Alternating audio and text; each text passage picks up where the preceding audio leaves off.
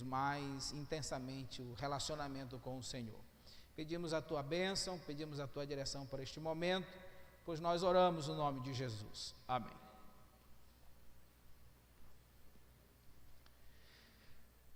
Eliseu, queridos irmãos, foi um profeta de uma importância muito grande no contexto do Velho Testamento, né? Nós sabemos do seu ministério, da sua importância para a escola de profetas, como nós já estudamos na lição anterior. Ele foi usado por Deus para levar palavras, a revelação de Deus, a palavra do Senhor, a palavra profética de Deus, não só para o povo de Israel, mas também para muitas outras nações. E isso mostra como Deus ele lida, como Deus ele trabalha, não só com o seu povo, mas trabalha com os outros povos. Nós estamos, por exemplo, vivendo nesse contexto de pandemia. E nós entendemos como cristãos, irmãos, e como servos de Deus, nós entendemos que isso tudo está dentro do processo do agir de Deus para, de alguma forma, trabalhar a vida das pessoas. Nós não podemos dizer que essa pandemia foi uma coisa aleatória que aconteceu por acaso, não. Nós entendemos que todas as coisas que acontecem no percurso da história é algo que Deus determina e Deus tem um propósito didático para trabalhar a vida do seu povo e daqueles que não fazem parte também ainda do seu povo. Ou seja, Deus trabalha a sua nação, a nação escolhida, como declara o apóstolo Pedro na sua epístola: vós sois raça eleita, nação santa, povo de propriedade exclusiva de Deus. Então Deus trabalha a vida do seu povo, como também Deus trabalha as outras nações. Tudo com o objetivo de mostrar que Ele, que é o grande Deus, está no controle de todas as coisas. Então nós precisamos entender isso. E o profeta Eliseu, irmãos, foi esse homem que Deus usou para levar a mensagem profética tanto à nação de Israel, como também a outras nações, como nós podemos observar no livro de Isaías 13:19, Jeremias 46, de 1 a 26, Ezequiel, e também ver assim como o Senhor usou esse profeta para levar ali a palavra profética, tanto aos egípcios, aos babilônicos, aos moabitas, aos filisteus, aos moradores de Tiro, Sidom e assim por diante. Forma que nós podemos observar que Deus ele está no controle de tudo aquilo que acontece na vida do justo, daquele que o ama, daquele que o tem como Senhor da sua vida, mas também Deus está no controle e é o Senhor também mesmo do homem ímpio, né? Mesmo do homem ímpio. E nós não podemos negar este fato, conforme podemos observar na sua palavra. Ok? Então vamos observar aí, irmãos. Você pode abrir a sua Bíblia assim para o texto de 2 Reis capítulo 3, e ali nós encontramos Eliseu e os reis de Israel e de Judá, certo? No capítulo 3, deixa eu abrir aqui, 2 Reis capítulo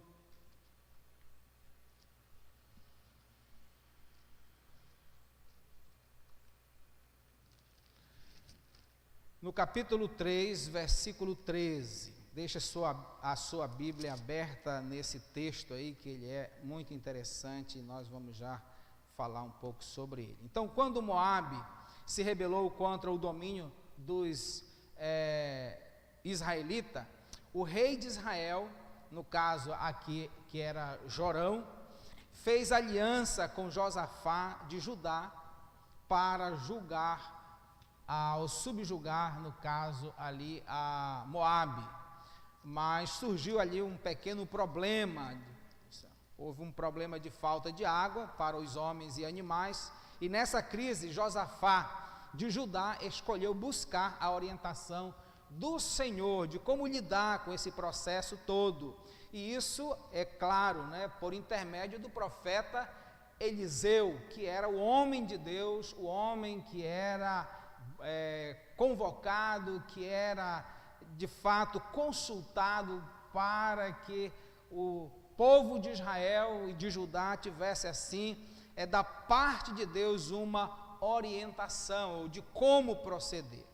Apesar da oposição do rei de Israel, Eliseu, certo, os ajudou por causa da fidelidade que ele tinha para com Josafá. Nós já estudamos isso na lição com o nosso irmão professor Joel.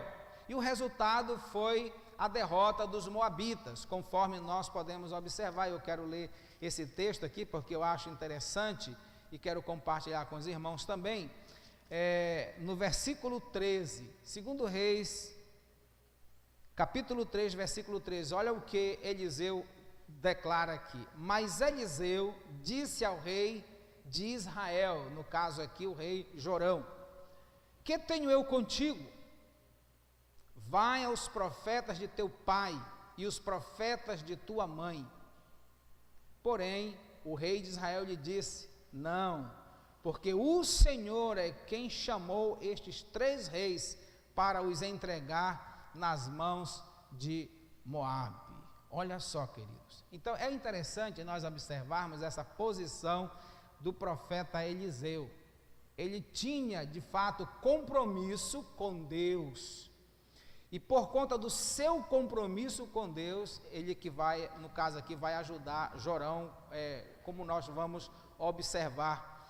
E é exatamente isso que deve acontecer na vida daquele que ama a Deus, daquele que tem o compromisso com Deus, de fato, de honrar o seu relacionamento com Deus, mesmo quando aquele que faz coisas não agradáveis na presença de Deus o busca para ser orientado, para ser ajudado. Nós devemos ser solícitos, não é porque a pessoa que vem a nós é uma pessoa boa, mas é porque nós temos compromisso com Deus. O nosso compromisso é com Deus, e por sermos cristãos e comprometidos com Deus, nós precisamos ajudar as pessoas.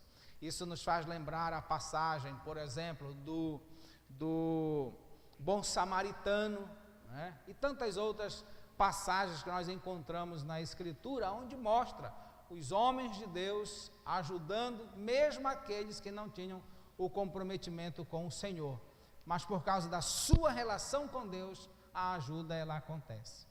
Nós, como cristãos, precisamos estar atentos aos ensinos do Senhor Jesus Cristo, quando diz: se teu inimigo tiver fome, dê de comer, se tiver sede, dê de beber. Então veja só, nós devemos ajudar, não é porque somos ajudados, mas é porque nós temos um compromisso com Deus.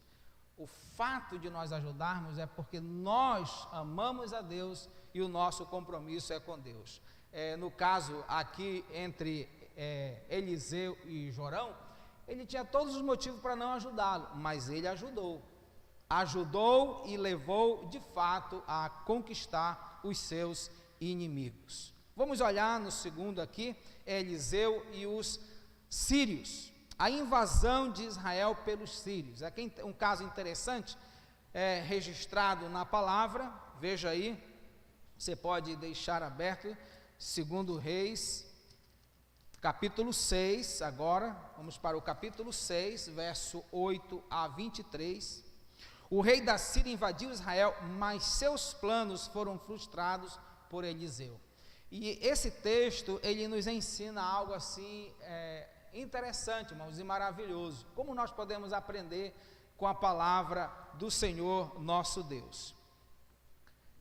Capítulo 6, versículo 8 em diante, conta essa história, certo? Nós não vamos ler o texto todo, porque é um texto extenso, mas nós podemos tirar as lições aqui, interessante. O rei da Síria invadiu Israel, mas seus planos foram frustrados por Eliseu.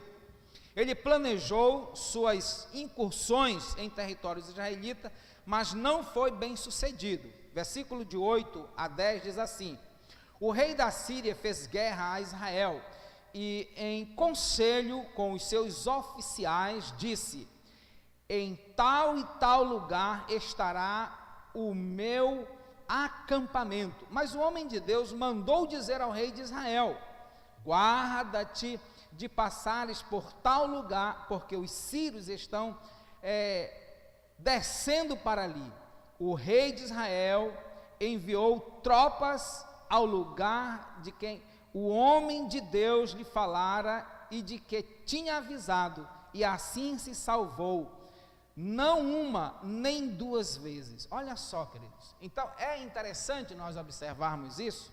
Agora, veja que essa ação do profeta despertou uma certa inquietação no rei da Síria, porque o rei da Síria, ele imaginava que tinha de fato entre os seus um delator, alguém que estava levando informações ali para o rei de Israel, e por esse motivo o rei conseguia escapar das suas, eu diria assim, das suas investidas contra ele.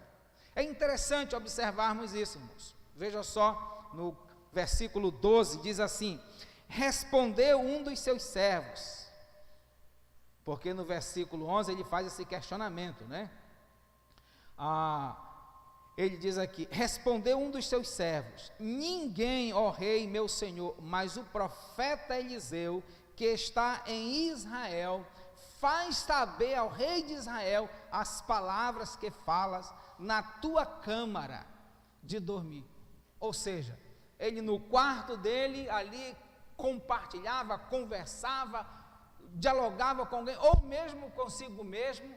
E aí, então, claro, Deus revelava ao profeta e o profeta falava a Deus. E isso inquietou o rei da Síria, achando que alguém estava anunciando, alguém estava delatando, mas não era.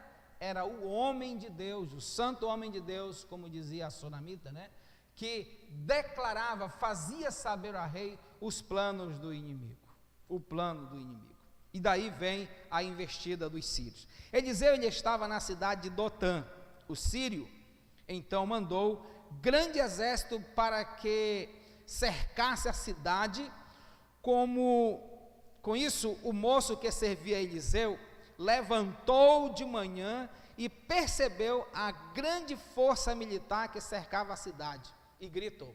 Isso porque quando aquele soldado, aquele servo do rei da Síria falou que era Eliseu que revelava as intenções do rei da Síria para o rei de Israel, ele então decidiu pegar o profeta. Agora vou pegar esse profeta, né? Viu a importância do profeta e então foi para a investida. Só que o servo do profeta, como diz o texto aqui, ele, ao levantar-se de madrugada, viu todo aquele alvoroço e percebeu que o rei da Síria estava fazendo a invasão. Então o que ele faz? Ele vai e comunica ao rei, aliás ao profeta Eliseu, aonde o profeta Eliseu clama ao Senhor. Irmãos, essa é uma coisa interessante. É uma ação interessante que nós devemos parar para pensar sobre isso. O profeta Eliseu, nessa situação, ele orou a Deus e rogou ao Senhor que os cobrisse com uma cegueira, de forma que eles não percebessem nada. Então o que acontece? O exército entra para prender, para levar cativo, no caso Eliseu, só que eles entram e vão parar no meio da cidade. Você já imaginou? E aí não teve como escapar, eles estavam sem ver, eles estavam sem perceber o que estava acontecendo. Sabe, você está no meio de uma multidão e caminhar e dá a ideia que não tem ninguém do seu lado. Eu acredito que era assim. Foi isso que aconteceu com aqueles soldados. Quando eles se depararam, eles estavam todos cercados e ali, né, no caso, não puderam fazer nenhuma ação contra o exército de Israel. E eles foram presos. Então o que o rei de Israel quis fazer? O rei de Israel, ele então falou com o profeta e ele queria matar todos aqueles soldados assírios. E o profeta disse: não, como é que você vai matar esses homens que você não os conquistou? Essa vitória não é sua, não foi você que os prendeu, não foi, essa vitória não é sua. O que você vai fazer é o seguinte: em vez de você prendê-los e matá-los, você vai oferecer um banquete para eles. E depois que você oferecer um banquete para eles, você vai mandar ele de volta. Você já imaginou? E foi o que de fato aconteceu. E o texto diz, conforme nós podemos observar nesse texto aqui, a Bíblia diz que nunca mais, depois desse dia, a Síria, ela investiu contra Israel. No caso, ali. Uma mudança de atitude. Sabe, queridos irmãos, o que nós podemos aprender com esse texto? O que Deus, através do profeta, está ensinando à nação de Israel, ao rei de Israel, está nos ensinando? É que nós precisamos romper com essa sequência de males. Nós somos instrumentos de Deus para dar fim à maldade, a briga, a confusão. Se o rei de Israel tivesse executado aqueles soldados, aquela briga continuaria, mas ele ouviu a voz do profeta, e ele fez exatamente como o profeta fez, e a partir daquele momento, toda aquela guerra teve fim. Na nossa vida, queridos irmãos, nós nos deparamos com coisas semelhantes a essas. Problemas de relacionamento, problemas interpessoais, eles têm uma continuidade, porque sempre há dos dois lados um embate. E nós, como cristãos, devemos, à semelhança do profeta Eliseu, termos esse tipo de comportamento. Eu não vou dizer teu inimigo, porque eu quero entender que o crente não tem inimigo. Tem pessoas que têm raiva do crente, que não gostam do crente, mas o crente mesmo não deve ter raiva de ninguém, Pelo menos deveria ser assim, embora que a gente se irrite, embora que a gente ache determinadas coisas absurdas, mas a palavra de Deus, ela nos ensina que nós devemos ter um coração humilde, e agirmos de forma diferente. É as nossas atitudes que farão a diferença no processo, nesse contexto, e nós precisamos, queridos irmãos, interromper esse mal com a nossa boa ação. É por esse motivo que Jesus Cristo, ao ensinar seus discípulos, ele diz: se teu inimigo tiver fome, dê de comer, se tiver sede, dê de beber. É porque são essas ações que vão mudar, queridos irmãos, as atitudes das outras pessoas. Se alguém te ofende, se alguém te machuca, se alguém denigre a tua imagem, mas você toma conhecimento, e quando a pessoa vem a você, você age diferente daquilo que ela agiu, ela vai se envergonhar, e ela vai perceber que você é diferente, e da próxima vez ela não fará mais mal a você, ela terá uma postura diferente. É essa lição que nós podemos aprender com Eliseu também, e isso revela a soberania de Deus, como Deus age. E Deus quer usar homens santos, assim como usou o profeta Eliseu, assim Deus quer usar a sua vida, como servo dele, como um homem dedicado a ele, para fazer a diferença no meio de um povo ímpio e impiedoso. Podemos aprender outra lição também, queridos irmãos, no texto da palavra do Senhor.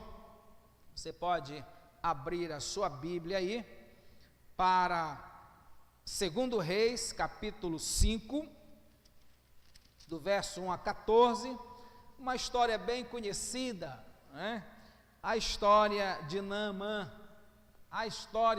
e aqui também podemos tirar algumas lições importantes para as nossas vidas. 2 Reis 5, de 1 a 14, vamos ler esse texto, irmãos. Diz assim a palavra do Senhor: Naamã, comandante do exército do rei da Síria, era grande homem diante do seu senhor, e de muito conceito, porque por ele o Senhor dera vitória à Síria. Era ele herói da guerra, porém leproso.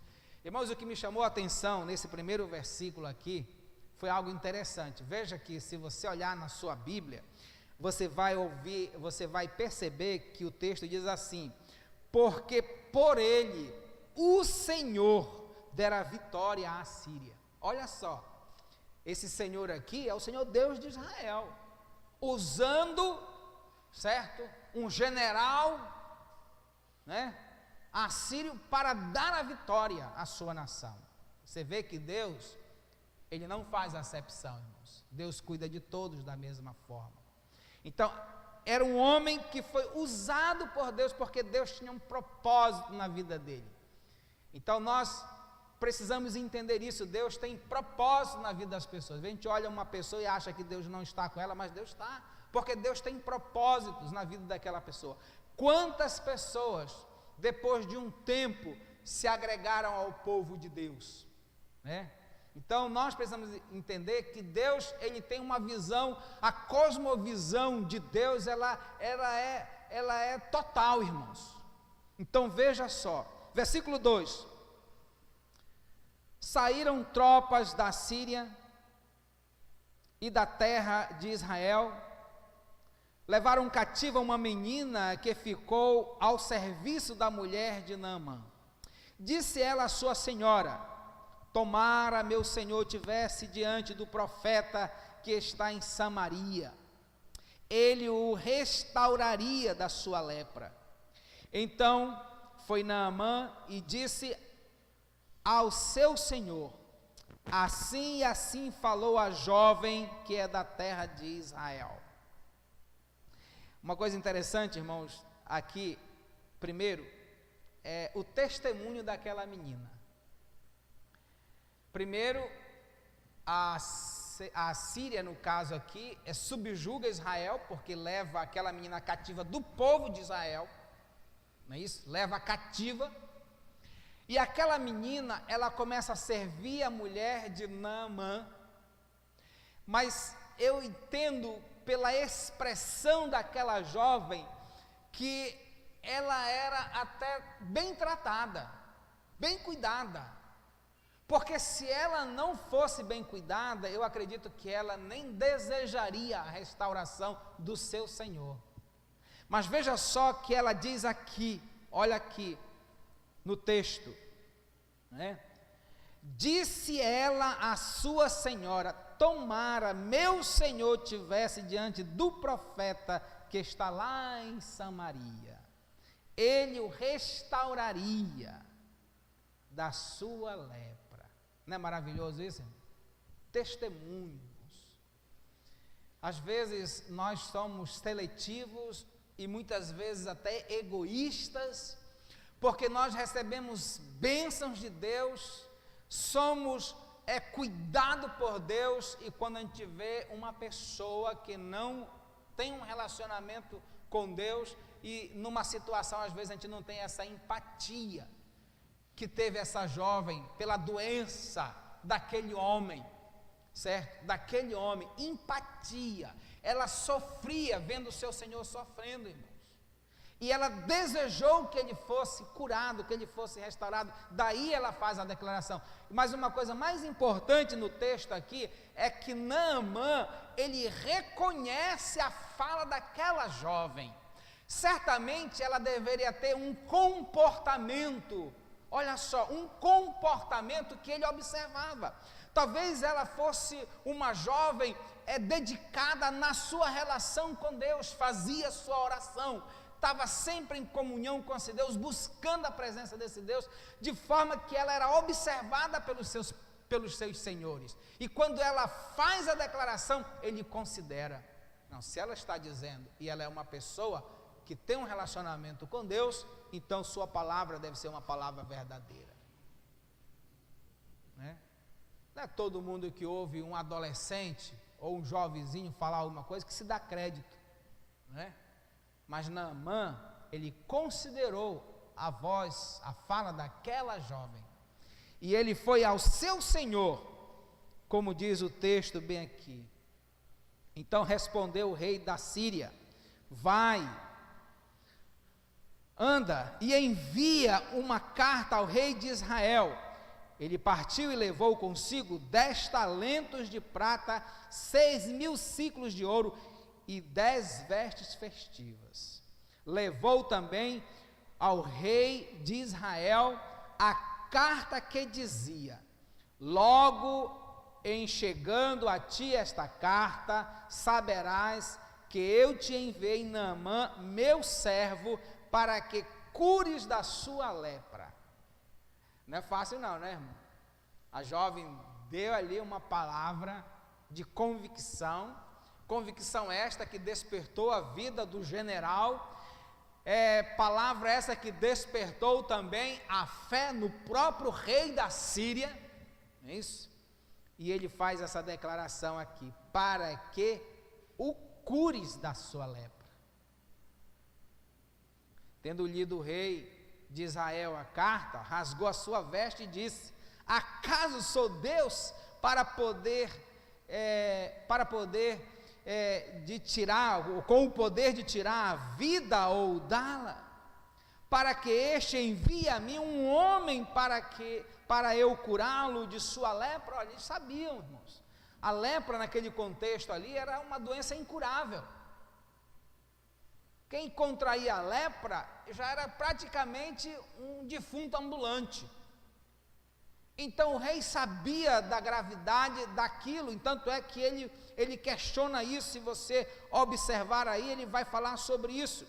Notai, pois, e vede, no versículo 7, lá no final: notai, pois, e vede, que procuram um pretexto para romper comigo, ou seja, para acabar com a paz, quando era outra coisa que ele estava atrás, da convicção. Sabe, queridos irmãos, na nossa caminhada, nós precisamos ter convicção daquilo que nós vivemos. Nós vivemos um relacionamento com Deus e nós cremos no poder de Deus. Nós pregamos sobre o poder de Deus, nós falamos sobre a grandeza de Deus, mas muitas vezes nós estamos agindo como o rei de Israel, diante das imposições, diante dos questionamentos, diante dos desejos das pessoas. Nós agimos como o povo de Israel, como não houvesse fé. Foi o que aconteceu com o rei. Ele ficou preocupado, disse: bom, ele está querendo guerra, porque sabe que eu não posso fazer isso. Sim, ele não podia, mas havia alguém que podia. Não é isso? Muitas vezes, irmãos, nós estamos esquecendo que Deus está no controle de todas as coisas. Muitas vezes nós esquecemos que Deus é o Senhor da nossa vida, é Ele que é todo poderoso. Não somos nós que temos o poder de mudar a história, não somos nós que temos o poder de mudar as circunstâncias, mas o Deus a quem nós servimos tem o poder para isso, e nós precisamos crer e testemunhar desse poder, irmãos. A jovenzinha cativa lá na Síria, ela estava dizendo: o profeta, o homem de Deus, ele sararia esse homem desta lepra. O rei de Israel deveria saber disso.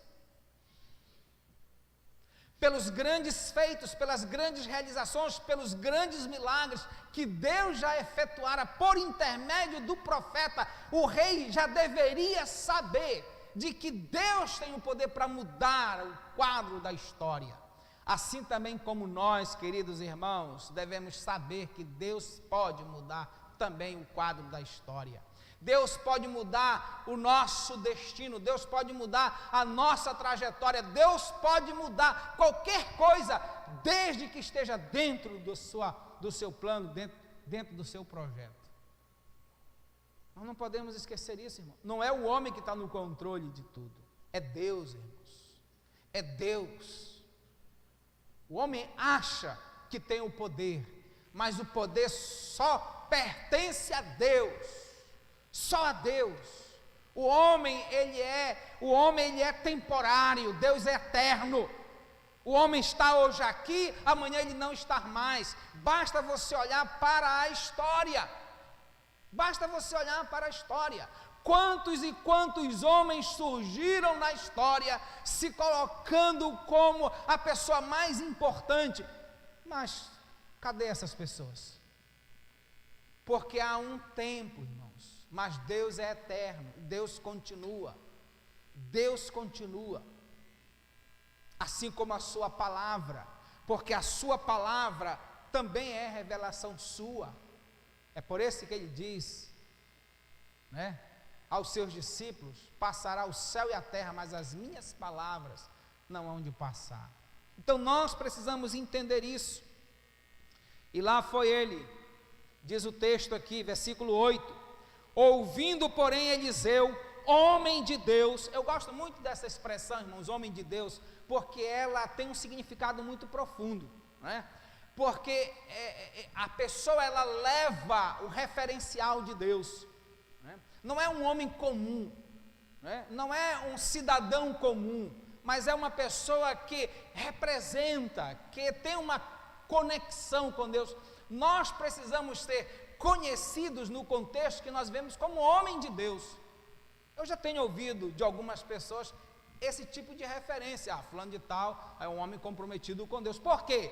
Porque os seus negócios o apontam, levam para aquilo. Então nós precisamos ter esse referencial, como profeta, porque todos nós temos a responsabilidade de levar esse nome, independentemente daquilo que nós realizamos, daquilo que nós fazemos.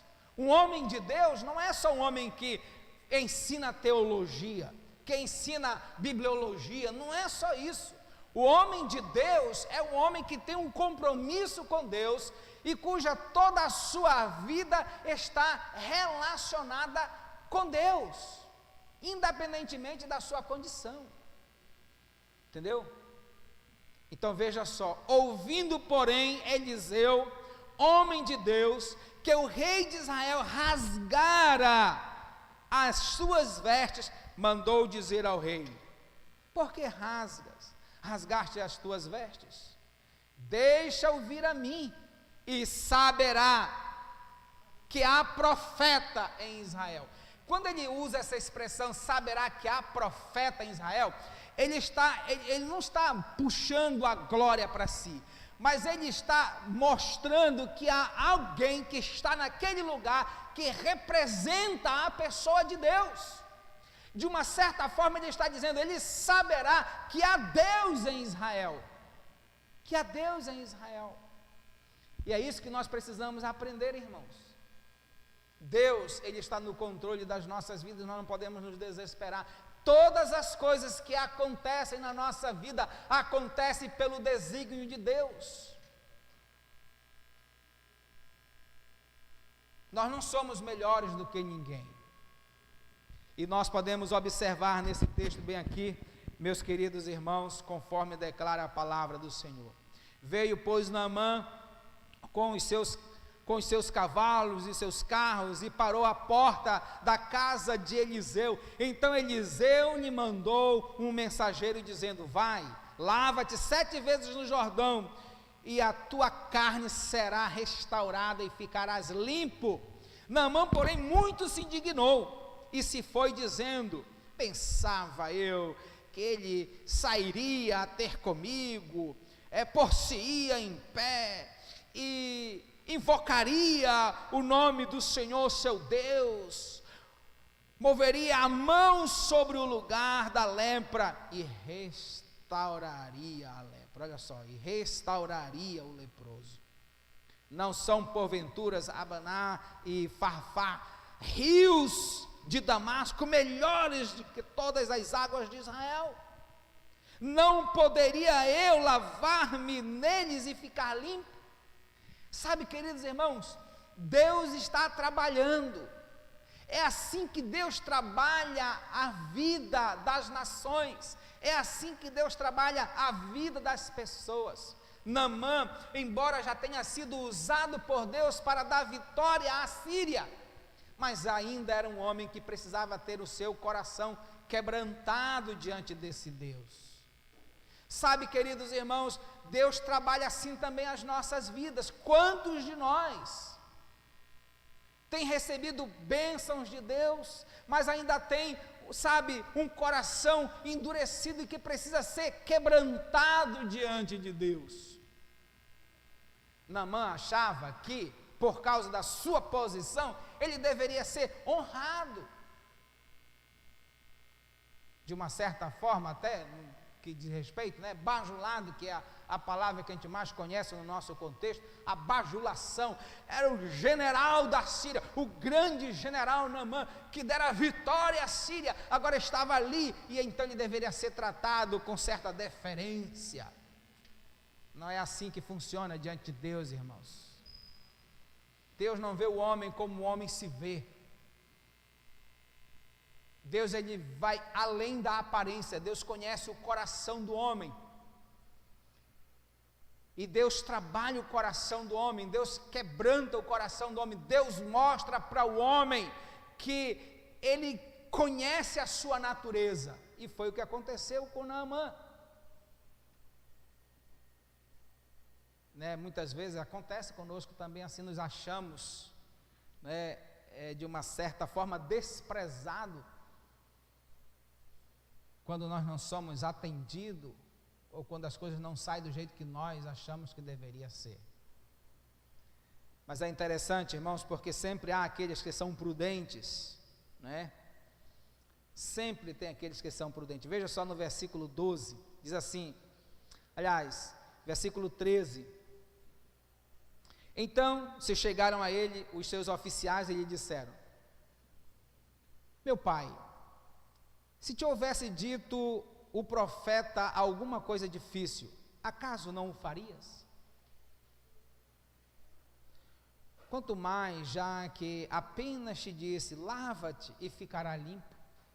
Então desceu e mergulhou no Jordão 7 vezes, consoante as palavras do homem de Deus, e a sua carne se tornou como a carne de uma criança, e ficou limpa.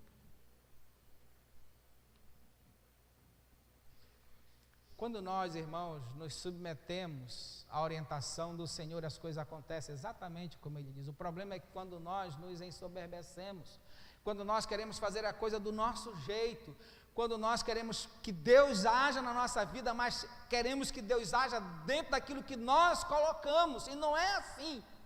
Deus tem a forma de agir na nossa vida, não é do nosso jeito. Nós temos que ser apenas humildes na presença de Deus e estarmos prontos para nos submetermos à sua orientação. Mas não, nós queremos o agir de Deus na nossa vida, mas tem que ser do nosso jeito. Mas não é assim que funciona.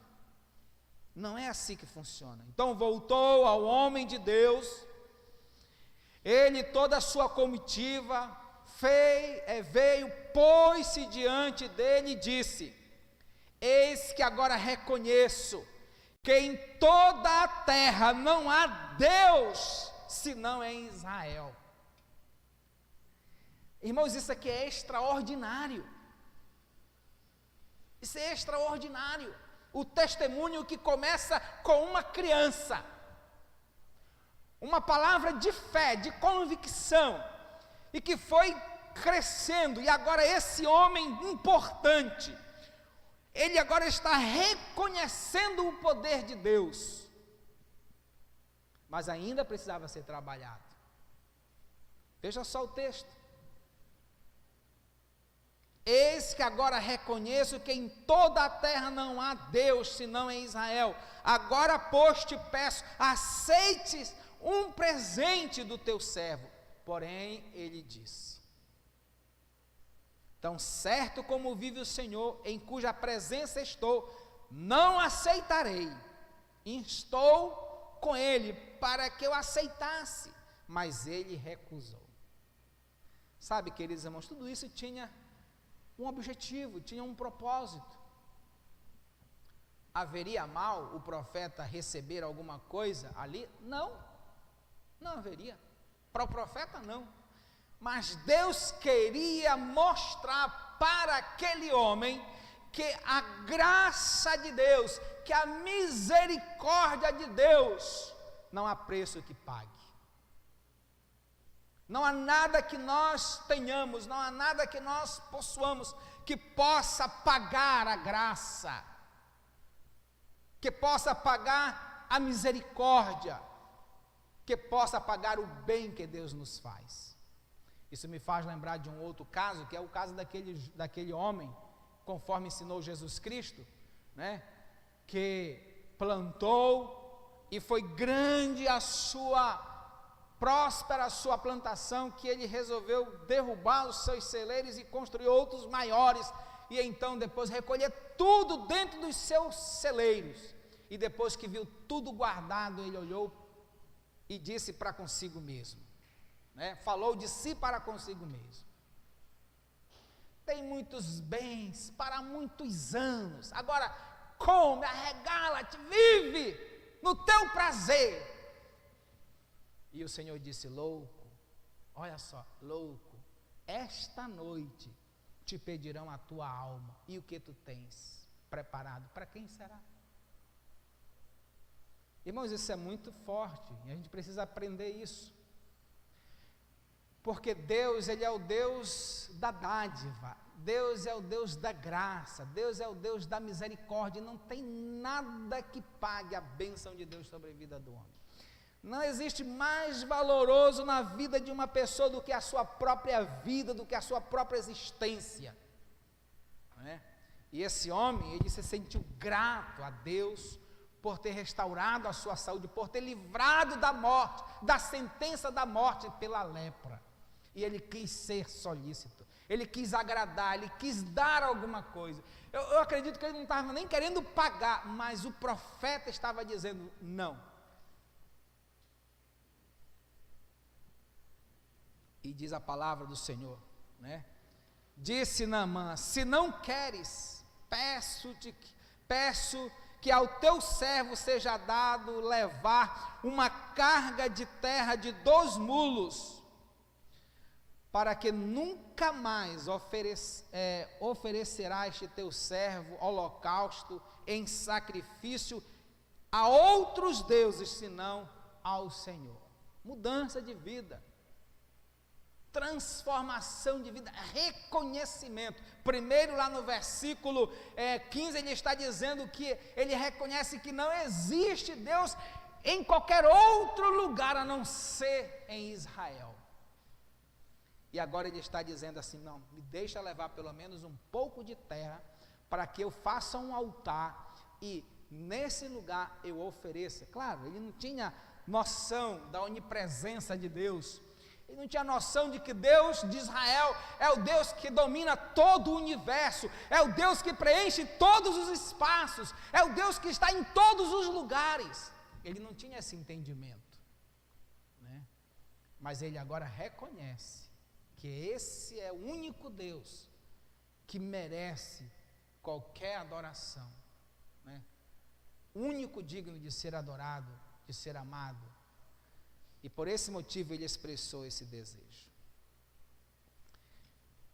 E ele diz: nisto perdoe o Senhor o teu servo, quando o meu Senhor entrar na casa de Rimom para ali adorar, e ele se encontrar na minha mão, e eu também me tenha de encurvar na casa de Rimom, quando assim me prostrar na casa de Rimom. Nisto perdoe o Senhor ao teu servo. Eliseu disse: vai-te em paz. É interessante a preocupação desse general, né, irmãos? Não queria também desagradar aos seus, mas ele queria honrar a Deus, reconhece o poder de Deus. Então nós precisamos, irmãos, aprender que Deus, Ele quer nos usar para fazer coisas assim, coisas grandiosas, e é isso que nós precisamos, abrir nosso coração e deixar Deus trabalhar através das nossas vidas. E isso não tem preço, irmãos, é algo que de fato glorifica ao Senhor, e que nós não podemos de forma alguma ignorar. Mas é interessante, irmãos, também as atitudes de Geazi. Se você olhar aí, ainda no capítulo 5, Geazi, percebendo que os ricos presentes recusados por Eliseu iam de volta para a Síria, inventou uma história a fim de recebê-los. Levou tudo para casa, escondeu, mas não pôde esconder de Eliseu. Irmãos, algo que a gente precisa sempre aprender na nossa vida, como servos de Deus, é que não há nada que nós venhamos fazer em oculto que Deus não venha a revelar, irmãos. Nós precisamos ter consciência de que todas as coisas que nós fazemos, as mínimas coisas que nós fazemos, é do conhecimento de Deus. Nós não podemos nos esconder. É como disse o salmista no Salmo 139, para onde eu me ausentarei da tua presença? Se subo, lá tu estás, se desço ao mais profundo, lá tu estás.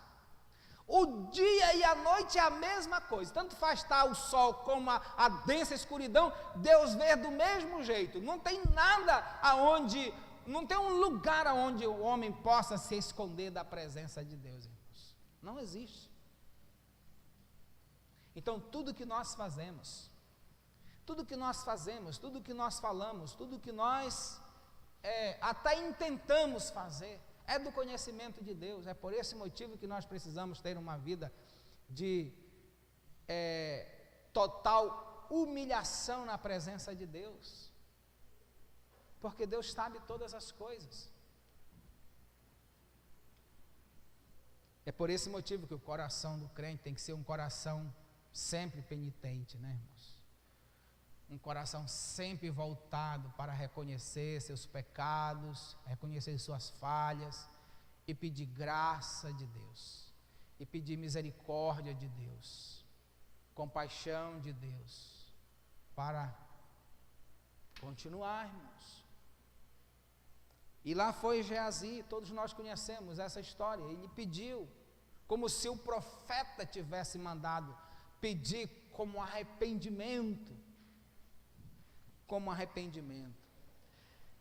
mas ele recebeu o castigo, irmãos. Se você ver lá no versículo 27 desse texto, né, ele recebeu o castigo, por causa da sua ganância, né, por causa da sua ganância, ele quis cobrar o que Deus não queria que fosse cobrado.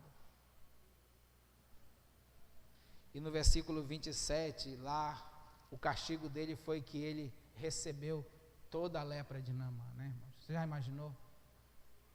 Olha o que diz o versículo 27.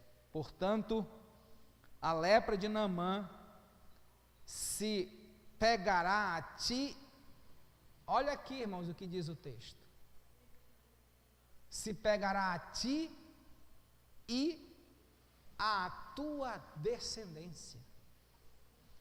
É aquilo que a gente sempre fala, né, irmãos? As consequências do pecado, elas são repassadas. Consequências, né? É claro que a Bíblia ela nos ensina que o filho não pagará pelo pecado do pai, nem da mãe, não é verdade? Mas isso não quer dizer que ele não possa herdar as consequências de um pecado.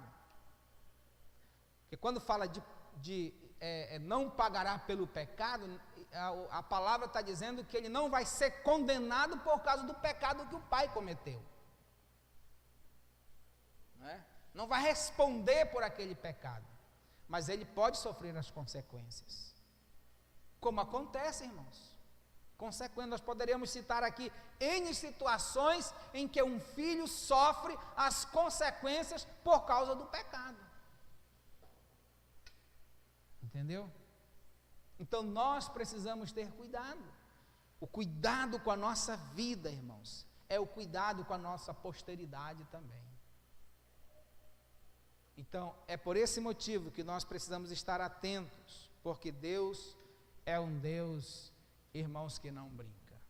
Deus é um Deus sério, é um Deus grandioso, magnânimo, e nós precisamos aprender a estar na presença desse Deus com verdade, com sinceridade, com retidão. Deus não é um igual a nós, irmãos, não é. Como diz o salmista, quem é o homem para que dele te lembres? Né? Então nós precisamos entender, irmãos, e a partir dessa compreensão, desse entendimento, nós vamos poder viver a vida cristã e a nossa vida relacional com Deus com mais significado, com mais importância, dando mais valor, dando mais importância. E isso é o que Deus quer para as nossas vidas. Depois nós temos aqui, dentro desse contexto aqui da vida do profeta Eliseu, nós temos também a sua experiência com Azael, irmão. Com Azael. 2 Reis, capítulo 8, versículo 7 a 13. Isso antes da morte do profeta Eliseu. 7 a 13, 8 de 7 a 13. Diz assim a palavra do Senhor: Veio Eliseu a Damasco, estava doente Ben-Hadad, rei da Síria. Ele anunciara dizendo: o homem de Deus é chegado aqui. Então o rei disse a Azael: toma presente contigo e vai encontrar-te com o homem de Deus. E por seu intermédio, pergunta ao Senhor, dizendo: sarará eu desta doença?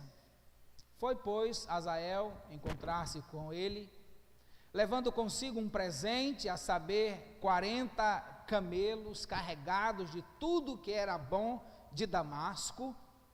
Chegou, apresentou-se diante dele e disse: teu filho Ben-Hadad, rei da Síria, me enviou a perguntar-te: sararei eu dessa doença? Eliseu lhe respondeu: vai e dize-lhe, certamente sararás, porém o Senhor me mostrou que ele morrerá. Vai sarar, mas vai morrer, como qualquer um de nós, né? Sara da Covid, mas um dia vai morrer. Ninguém é ad eterno, mas isso era para logo, né? Então vejam só, versículo 11. Isso aqui que é interessante, versículo 11.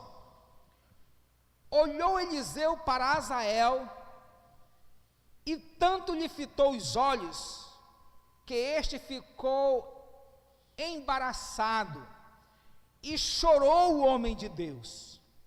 Então disse Azael: por que choras, o meu senhor? Ele respondeu: porque sei o mal que hás de fazer aos filhos de Israel. Deitarás fogo às suas fortalezas, matarás à espada os seus jovens, esmagarás os seus pequeninos e rasgarás o ventre de suas mulheres grávidas. Tornou Azael: pois que é teu servo este cão para fazer tão grande coisa? Respondeu Eliseu: o Senhor me mostrou que tu hás de ser rei da Síria. Então veja só, irmãos, é interessante isso. O profeta, ao olhar para Azael, mirou bem nos seus olhos e percebeu. E é interessante porque ele conseguiu entender as intenções, não é isso? De Azael. Não há nada que o homem tenha guardado no seu coração que Deus não saiba, irmãos. Deus conhece a intenção do coração, né? Azael até achava, né? Ele tinha os pensamentos, certamente, ele já tinha essas intenções. Você deve entender que o rei da Síria, ele era grato a Eliseu, né? Sabia da importância de Eliseu. E se você continuar lendo os textos daqui para frente, você vai ver que logo depois Eliseu ele vai morrer, também morre o rei da Síria, Azael, ele assume, e lá no capítulo 13, versículo 22, diz que ele fez muito mal ao povo de Israel, cumprindo assim as palavras do profeta. Por esse motivo, queridos irmãos, é muito importante que nós estejamos sempre sondando o nosso coração. É sempre bom a gente estar, sabe, naquele momento de reclusão, pensando sobre as nossas ideias, os nossos planos, para avaliar as intenções do nosso coração. Nunca devemos esquecer, irmãos, que embora lavados, embora redimidos, nós ainda temos um coração mau, irmãos. Ainda temos uma natureza humana. É por esse motivo que nós não podemos em nenhum momento nos afastarmos da graça, da misericórdia, da bondade, da presença de Deus, porque quando o homem começa a desviar a visão de Deus, ele começa a declinar a sua vida, porque o seu coração ainda é um coração humano. Precisamos pensar sobre isso. O profeta olha para Azael e vê a intenção do seu coração e declara. E isso é importante porque Azael, ele passa a entender que Deus sabe todas as coisas, Deus conhece a intenção do coração do homem. Deus conhece a intenção dos nossos corações, irmãos. Deus sabe. E é por esse motivo que nós precisamos aprender a estar na presença do Senhor e saber que nós não podemos ocultar nada diante de Deus. É por esse motivo que nós, como cristãos, precisamos aprender a confessar diante de Deus sobre a nossa vida. Senhor, Tu conheces o meu coração, Tu conheces os meus pensamentos, Tu sabes, Senhor, que há coisas que eu não quero, mas às vezes não tenho força. É como o apóstolo Paulo escreve, né? Miserável homem que sou, quem me livrará? Quem me livrará? Olha só, é a natureza humana, irmãos. Precisamos pensar sobre isso.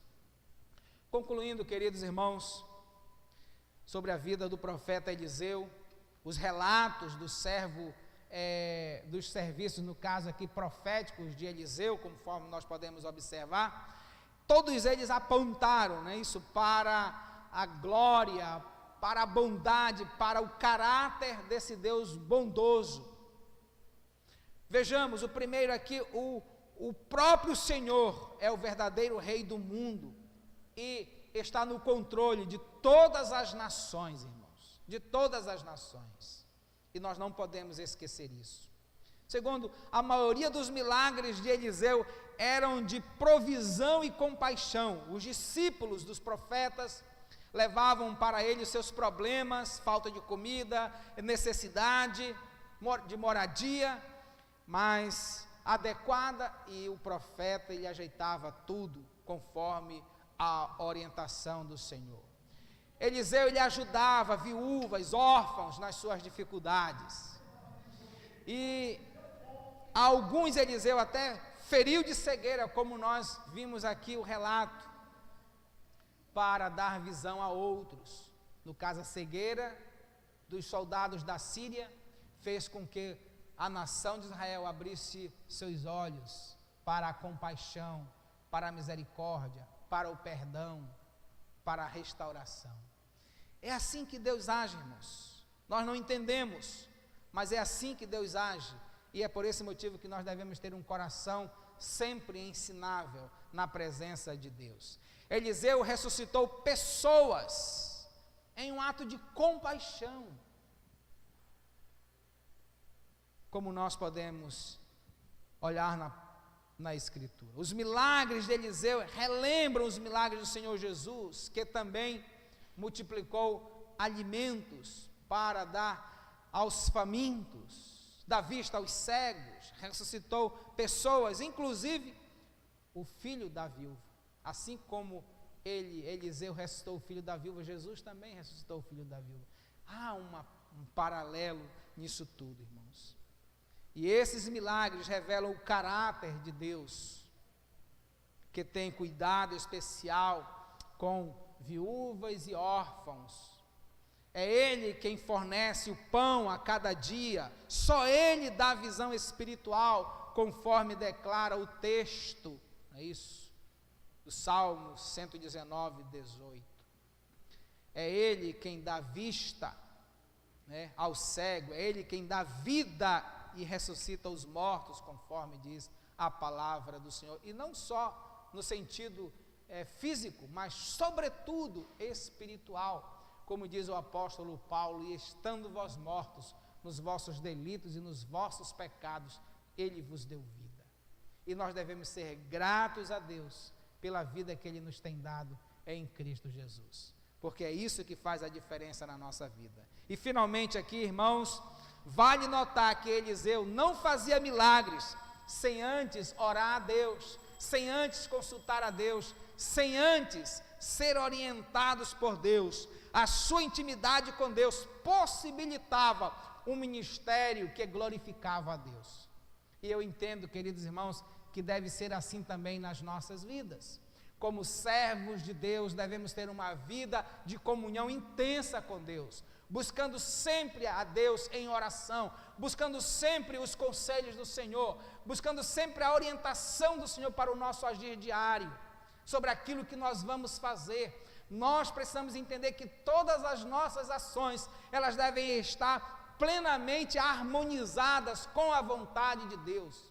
Se vamos sair de casa, se vamos viajar, se vamos fazer um negócio, se vamos fazer uma compra, se vamos fazer algo grande, sempre nós devemos consultar ao Senhor sobre aquilo. Sabe por quê, irmãos? Porque muitos dos nossos negócios estão sem a consulta a Deus, mas quando os problemas começam a acontecer, aí a gente tem aquela preocupação de pedir a ajuda de Deus para resolver o problema. Ora, se você quer que Deus lhe ajude a resolver os seus problemas, antes de criá-los, busque também a sua orientação. Busque a sua orientação. Antes de você causar um problema, busque a orientação do Senhor, porque eu tenho certeza, queridos irmãos, que se antes de você buscar a orientação de Deus, os problemas não vão acontecer. Não da sua parte, pode acontecer da outra parte. Aí é fácil Deus trabalhar, né? Aí é fácil você ser orientado, porque você está em sintonia com a orientação de Deus, em harmonia com a vontade de Deus, e é exatamente isso que Ele quer. É exatamente isso que Ele quer. Ele quer que você coloque nele a sua confiança, para que Ele possa lhe defender nos dias maus. É assim que acontece. Concluindo, queridos irmãos, como servos de Deus hoje, também temos o ministério profético de mostrar a compaixão e o amor de Deus a um mundo tão carente, especialmente anunciando o Evangelho, mas também cuidando dos necessitados e dos doentes. E como tem doentes nesses últimos dias? Como Eliseu, antigamente, hoje temos de fazer isso na dependência total de Deus. E aquele que vivifica os mortos, dará vida a todo o serviço que lhe prestamos. É por esse motivo que nós devemos buscar a presença de Deus e a ajuda do Senhor, porque só Ele pode nos ajudar. Amém? Curve sua cabeça, vamos orar ao Senhor nosso Deus neste momento. Glorioso Deus, nosso Pai eterno, muito obrigado, Senhor, por esta oportunidade que tem nos dado de estudarmos sobre a vida do profeta Elias.